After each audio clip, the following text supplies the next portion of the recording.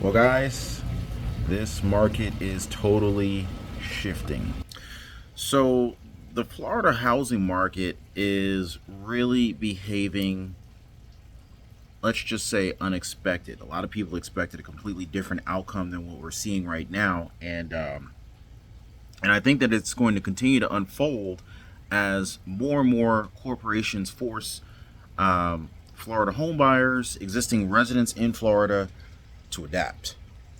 Now, the Florida housing market, the demand for Florida real estate has been exceedingly strong over the last few years. Now, a lot of this can be attributed to the pandemic and the shutdown, and Florida being one of the earliest states to open back up. Not to mention, there was an unbelievable surge in remote work opportunities. This allowed people to work from wherever they wanted to be, wherever they happened to be. So, why wouldn't you choose to work from a very, very uh, ideal place from a climate perspective, not to mention from a freedom perspective?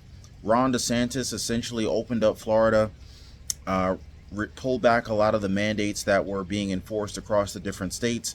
And a lot of people said, hey, if I can work from home, why not make my home in a place where it's more like a resort like community, maybe a vacation type setting? And so a lot of people said, hey, let's move to Orlando, let's move to Miami, South Florida, the panhandle of Florida, uh, Tallahassee, Jacksonville, Fort Lauderdale, Boynton Beach, Panama City, Destin, Fort Myers, you name it. And even though Hurricane Ian created quite a bit of uh, uh, of destruction for the state of Florida, this has not deterred people from wanting to move and live in the state of Florida. But what it has done is that it has dramatically increased the cost of living for Florida residents and for Florida homebuyers. And we're seeing this in the form of increased rents. We're seeing this in the form of increased insurance rates, HOA fees. And the scary part about HOA fees is once you're a homeowner, once you're a condo owner, these HOA fees could potentially go up against your will. And, and a lot of people have found themselves trying to uh, escape this madness by listing some of their properties on Airbnb and VRBO, but to no avail. Why? Because many other people are doing the exact same thing. They're listing their properties on these different short-term rental websites with a lot of other new competition. And so the amount of monthly rent, or I should say daily rent, for the short-term rental that they expected to receive is drastically being reduced. And it will continue to be reduced unless one of two things happen, which is one, there's an increase in demand for the short-term rental properties, which I really don't see happening in the immediate future. Um, Number two, there would be a significant reduction in the number of listings. And I really don't see that happening either. More and more people are in need of um, getting out of their second homes, their second properties. And so a lot of these second homes and second properties, they're actually great vacation rentals, but they're not great for the average person who actually happens to live in Florida. So this is creating a very, very interesting dichotomy here. Now, the demand for Florida real estate, um, I think it will still continue to go up. But the Florida housing market is undergoing a very healthy rebalancing with higher interest rates and increased cost for borrowing. And so this is another thing. As we talk about increased costs, inflation, grocery expenses, property taxes, I forgot to tell you guys about property taxes. All of these things are increasing the cost of ownership, and it's increasing the overhead for uh, landlords and real estate investors. And so these are some factors that are pretty much forcing people to list their properties on websites like Airbnb, VRBO, Vacasa, things like that. Um, and this is also going to make it very interesting to see, will landlords be able to maintain their prices, or will they reach a point where they ultimately have to take a hit every single month?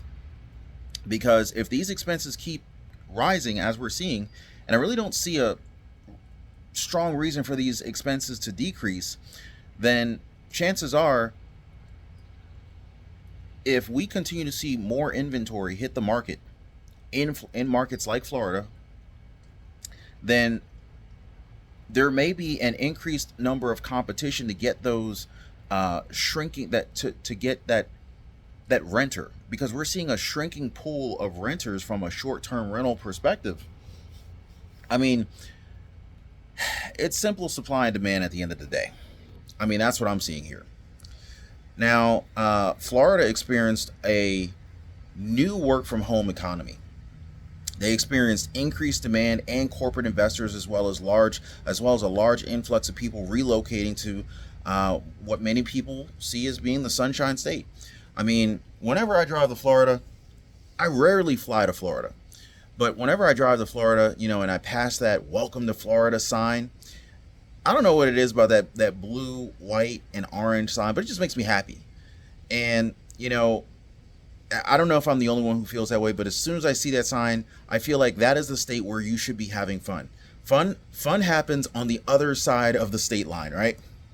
But anyway, by the way, if you guys are new to the channel, please consider subscribing to the channel and drop a quick like for the video if you've made it this far. I'd love to have you guys. But yeah, so between corporations moving in, and see, here's the thing. Here's the cool thing about Florida.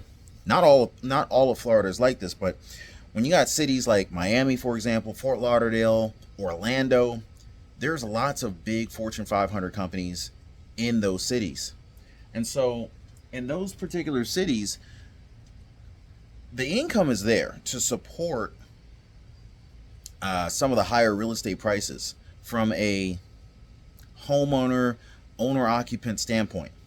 However, if you happen to live in a vacation destination within the state of Florida where there isn't like a high demand, a high number of higher paying jobs, then I will be really leery or weary. I don't know if it's weary or leery. Anyway, I'd be one of those things about whether or not the housing values are going to continue to be supported, because at least if you live in an area where it's locally strong economically, then you're not subject to the whim of vacationers coming in and renting the property from you. If you have a strong local economy, then you could actually potentially list and rent your property out to someone who lives in that city. But if you have a weak economy, then you'd be completely dependent upon vacationers or people who happen to live there but maybe have a high paying remote work job. So that's my personal take on what's going on with the Florida housing market. I'm going to continue to keep an eye on this thing because it's getting real interesting. At the end of May 2023, the median single family Florida home price was $420,000.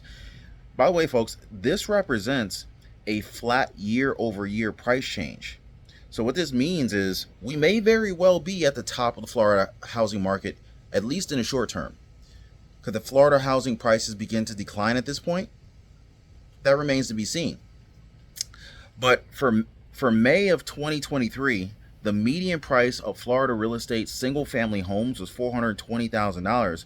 But condos and townhouses, you find a little bit of a bargain there, but typically you're going to pay a lot more in HOA fees. Your median condo and townhome in the state of Florida as of a couple months ago, 2023, is sitting at $325,000.